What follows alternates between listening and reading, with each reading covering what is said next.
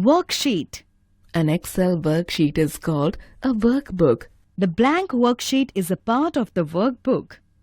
Each workbook contains several worksheets. The default names of the workbook are Book 1, Book 2, and so on. And the worksheet names are Sheet 1, Sheet 2, and so on. Parts of a worksheet. A worksheet is made up of columns and rows representing cells. Cells. Cells are the boxes created by the intersection of rows and columns. Numbers, text, or formulae are entered in these cells. Each cell has its own address for reference. The address consists of column letter followed by the row number. For example, C3 is the cell address of the cell present at the intersection of column C and row 3.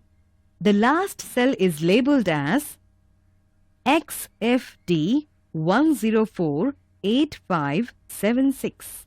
Active cell. The cell with a dark boundary around it is called the active cell. It is also called the selected cell or the current cell. The boundary is called the cell pointer. It indicates the current active cell. Name box. The name of the active cell appears in the name box. To make a cell active, you can either use the mouse or arrow keys on the keyboard to select it. Range of cells.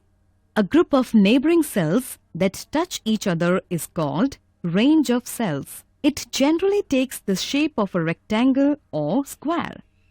A range is written by specifying the addresses of the first and last cells of the range.